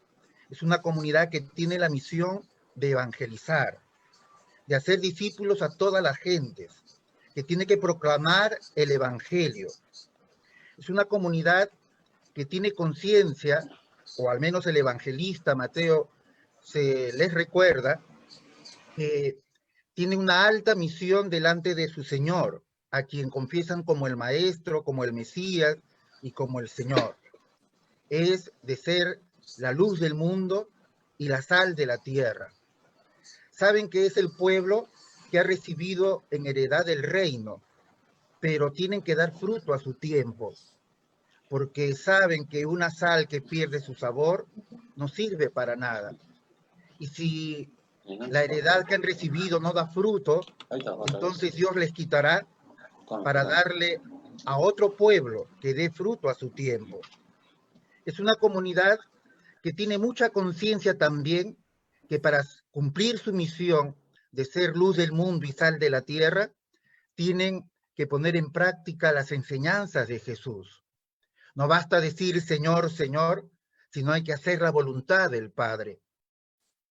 Y por eso es que constantemente van a insistir en algunas reglas de vida, ya en el Sermón de la Montaña, como en el discurso que Jesús da a la comunidad. Es una comunidad que intenta vivir las bienaventuranzas como signo para el mundo. Es una comunidad que tiene ya los sacramentos, vive el bautismo, como ya se nos ha dicho, un bautismo trinitario en el nombre del Padre y del Hijo y del Espíritu Santo, celebra la Eucaristía y el perdón de los pecados. Es una comunidad viva. También tiene sus problemas. Sabemos que por los años 80, las comunidades judías y sus sinagogas entraron en conflicto con las comunidades cristianas de alrededor e incluso tuvieron oraciones para expulsar a los cristianos de las sinagogas. Y esta comunidad tiene que darle argumentos a los miembros de la iglesia para que puedan refutar las acusaciones de los judíos. Les da una serie de textos del Antiguo Testamento para que puedan mostrar y convencerse en su fe que Jesús es el Mesías y que todas sus acciones, incluso su muerte, estaba ya vaticinado en las Escrituras. Todo se realizó para que se cumplan las Escrituras. Todo esto y mucho más hemos aprendido en este taller. Hemos aprendido que también somos una iglesia semejante a la antigua, con todas las diferencias que ciertamente hay. Pero somos una iglesia que también confiesa a Jesús, que confiesa a la Trinidad, una iglesia que quiere cumplir su misión, una iglesia que se pone de pie, está en movimiento aún en esta época tan difícil de enfermedad, de dolor, de angustia y de muerte que nos ha tocado vivir. Es una iglesia que no se desanima, es una iglesia que encuentra su esperanza. ¿Dónde encontró su esperanza la iglesia matiana? En el Emmanuel, en el Dios con nosotros. Seguramente nunca acabaremos de meditar profundamente esas últimas palabras de Jesús. He aquí que estoy con ustedes todos los días hasta el fin de los tiempos. Esa fue la fortaleza de esa comunidad, porque creían que donde 2 o 3 se reunían en el nombre de Jesús, allí estaba el Señor con ellos. No solamente en esa época, sino hasta ahora nosotros confesamos que el Señor está con nosotros. Cuando rezamos, cuando meditamos la Escritura, cuando nos esforzamos en preparar nuestras clases, en dar nuestras sesiones, cuando damos amor, cuando practicamos obras de misericordia, el Señor está con nosotros. Cuando nos reunimos para los talleres de Biblia, para el compartir, para elaborar nuestros proyectos, porque es para el bien de los demás, el Señor está con nosotros. En verdad, que estas palabras que Jesús dirigió a la comunidad matiana se cumplan en nosotros. Y no solamente se cumplan, sino que lo sintamos, que el Señor nos acompaña en cada momento y cada día de nuestra existencia. Amén.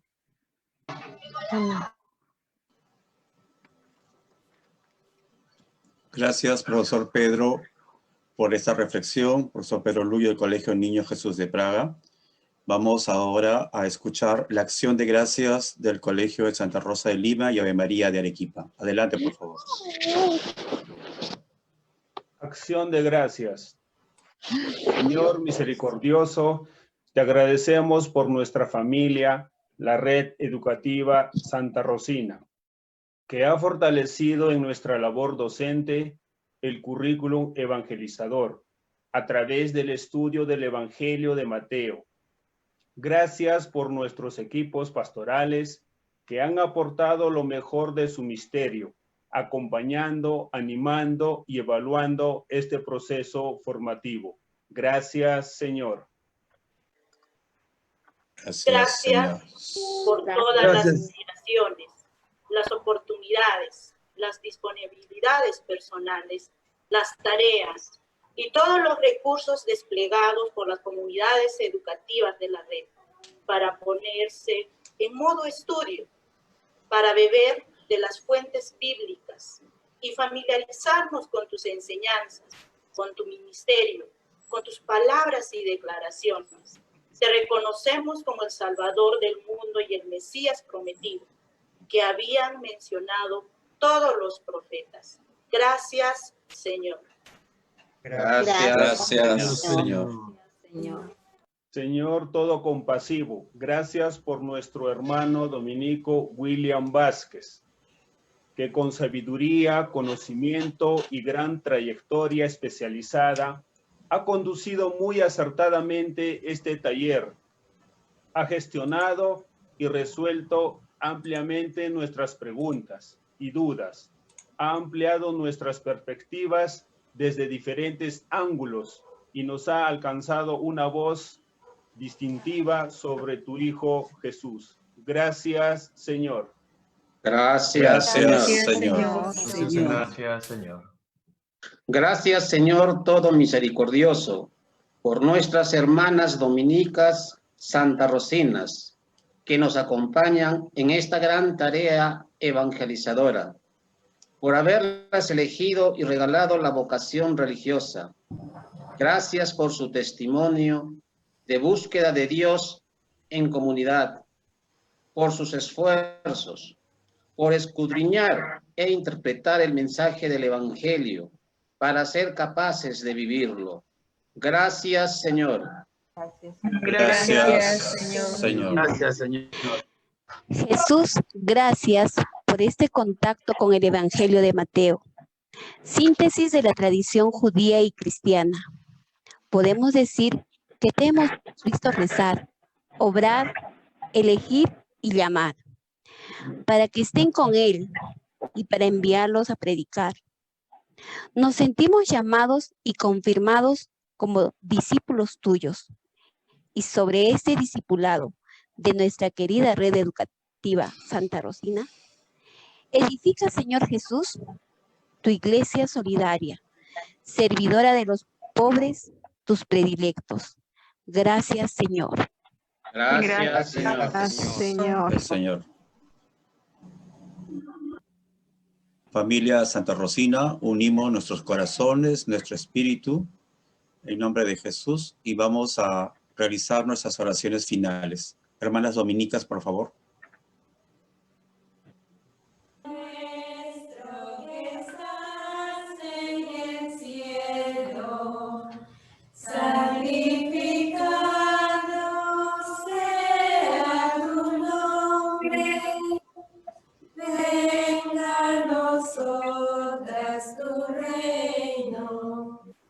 Hágase tu voluntad, tierra como en el cielo. Danos hoy nuestro pan de cada día. Perdona nuestras ofensas, como también nosotras perdonamos a los que nos ofenden. No nos dejes caer en tentación y líbranos del mal. Dios te salve María, llena Eres de gracia. El Señor es contigo. Bendita tú eres entre todas las mujeres, y bendito es el fruto de tu vientre, Jesús. Santa María, Madre de Dios, ruega por nosotros los pecadores, ahora y en la hora de nuestra muerte. Amén. Todos juntos, en nombre del Padre, del Hijo, del Espíritu Santo. Amén. Amén. Muchísimas gracias a toda la familia Santa Rosina por participar en esta oración que nos llena el espíritu de mucha alegría y mucho gozo. Este taller ha llegado a su final, pero tenemos que escuchar atentamente las palabras de clausura de la superiora de la congregación, Sor Gloria de la Cruz García. Adelante, hermana Gloria.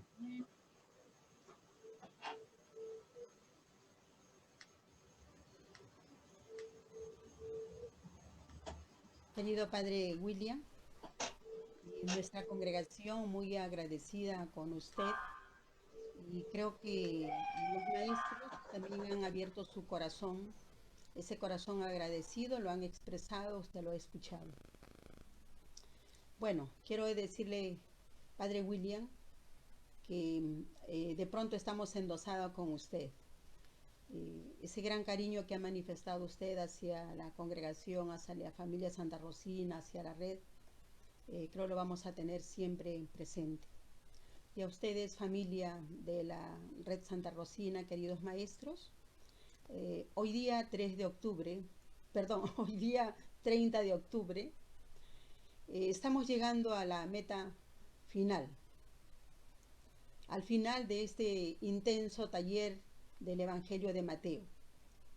Saben ustedes que los días viernes del mes de septiembre y octubre fueron días de pronto muy esperados y con mucha exigencia académica. Hubo lecturas previas, videos, hojas de aplicación y entre otros recursos que nos llevaron a cada uno a acercarnos a las fuentes bíblicas del currículum evangelizador implementado en nuestras escuelas, lo cual el padre William, de pronto, sin pensarlo, ha aportado muchísimo a nuestro currículum. Este recorrido definitivamente ha sido muy bien guiado a lo largo de todos los capítulos de Mateo y lo recibimos como un don valioso de nuestra familia dominica a través de nuestro especialista y doctor en Biblia, que es nuestro hermano William. Hoy definitivamente estamos asistiendo a la clausura y para ello trayendo los signos, los gestos, la alegría de nuestras escuelas.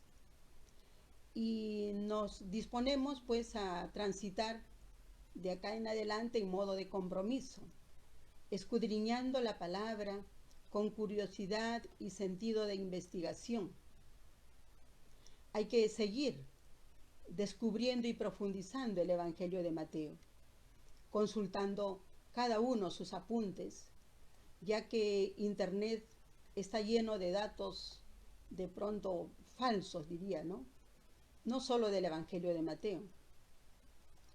Y tenemos que tener presente que el maestro santarrocino, ahora al concluir este taller, es capaz de recurrir a fuentes fidedignas bíblicas para procurar acciones evangelizadoras y como discípulos y discípulas concretar el proyecto del reino, expresado muy bien en el Sermón del Monte, en las parábolas, en las enseñanzas y los milagros de Jesús. Gracias a ustedes, equipo de pastoral, equipos directivos, que con seguridad cada uno desde el lugar donde han estado han garantizado el éxito del taller. Y ahora cada uno se disponen a evaluar y acompañar a la comunidad educativa, implementando las acciones de mejora, tal como lo exige nuestro proceso de calidad. Hoy estamos llenas de este espíritu y de este deseo de seguir y también a los otros evangelios. Así que de ello yo quiero darle gracias al Padre, nuevamente reiterar la gratitud al Padre William, también por su paciencia, por su cariño, y a cada uno de ustedes por su perseverancia.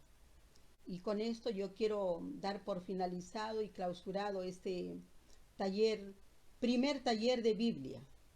Espero que con las peticiones de ustedes podamos en adelante tener otros talleres similares que nos han hecho tanto bien ahora y aportan tanto para nuestra labor educativa. Así que Padre William, de verdad, para usted de todo corazón, muchísimas gracias. Creo que el Espíritu estuvo en usted para, bueno, inspirarnos a nosotras, acudir a usted y usted para poder decirnos un sí, ¿no? Estuvo allí a la puerta y decirnos, sí, hermanas, estoy con ustedes y voy a estar con los maestros. Gracias nuevamente y que el Señor le bendiga muchísimo, muchísimo, muchísimo, y vamos a estar siempre muy agradecidas por usted. No solo yo, no solo nosotros, porque los maestros lo han expresado, ¿verdad? Gracias nuevamente, Padre William. Fuerte las palmas virtuales para nuestra hermana superiora. Muchísimas gracias a la hermana Gloria, a todas las hermanas dominicas. Muchas gracias, Padre William, de nuevo. Nunca nos cansaremos de agradecer por todo. A todos ustedes, familia santarrocina, muchísimas gracias. Prendan sus cámaras, por favor, porque eso tiene que quedar para la historia. Nuestro primer, para vernos todos juntos. Prendamos nuestras cámaras todos para vernos y despedirnos todos juntos. No sé si se pueden hacer virtualmente las palmas para acá al costado con su compañero, a la derecha, a la izquierda. Gracias a todos por todo. Muchísimas gracias, de verdad. Prendan su micrófono, digan adiós. Muchas gracias. Nos vemos pronto. Muchas gracias, Padre. Gracias Arequipa, gracias Cusco, gracias Juliaca, gracias Lima. Gracias. Gracias a todos. Un abrazo grande para todos. Gracias. Gracias. Gracias. Un abrazo, padre. Muchas gracias. Dejemos esa sonrisa para todos. Muchas gracias, padre. Gracias. Abrazos, abrazos santarrocinos, abrazos santarrocinos. Gracias, abrazos. Abrazo, amigo. Gracias, muchas gracias. Salud para todos. Gracias. Padre. Gracias, Padre William. Gracias. Padre William. Exactamente, padre. Nos tenemos que volver a ver por acá. Gracias. Bye, bye. Muchas gracias. Gracias. Nos vemos. Gracias por todo. Bye, bye. Gracias a todos. A todos. Nos vemos. Gracias. Muchas gracias, Cusco, gracias Juliaca, gracias Arequipa, gracias Lima, gracias Callao. Muchísimas gracias. Gracias, Padre. Adiós. Muchas gracias. Muchas gracias. Maestro Brindis. Muchas gracias, Padre. Siempre tengan Muchas sus gracias oraciones, a padre. todos. Muchas gracias a todos. Encomiendo sus oraciones yo también. Gracias, Gracias, padre. padre. Gracias. Gracias, muchas gracias, Padre. Cuídense mucho. Ya, padre, muchas gracias. Hermana Gloria. Éxito Gracias. total, hermano. Vayan a celebrar la canción criolla. Nos vemos. Chao, chao. Nos Gracias. vemos. A celebrar la canción criolla. El brindis, El brindis. Salud, profesor Oscar. Salud. Anís de Nájar. Anís de Nájar. Ah, sí, sí. Virtual. Más solo. Muchas gracias. Bendiciones para todos. Bendiciones. Gracias. Felicidades. Gracias, gracias. Nos vemos. Uy, ay, ay. Uy, comenzó la fiesta, comenzó la fiesta. Ya empezó. Ya empezó, Ya empezó la fiesta ya. Definitivamente. Hermana Gloria, éxito total, hermano. Ya. Muchas Extremo, gracias. extremo. Sí. Gracias. Hasta el próximo encuentro. Muchas gracias. Felicidades a todos. No se lo Gracias, Ernesto. Estuvo muy bonito. Estuvo muy bonito. Gracias. Todo salió bonito gracias a todos ustedes, a toda la familia santarrocina. Muchísimas gracias a cada uno de ustedes. Muchas gracias a todos. Gracias, profesor. Un abrazo grande desde acá, desde Pueblo Libre. Gracias a todos. Gracias por la nueva oportunidad. Desde el Callao también. Se le agradece. Saludos del Callao. Chao. Chao, comunidad. Chao. Chao, Esteban. Chao. Chao, Ernesto. Esteban, 10 días.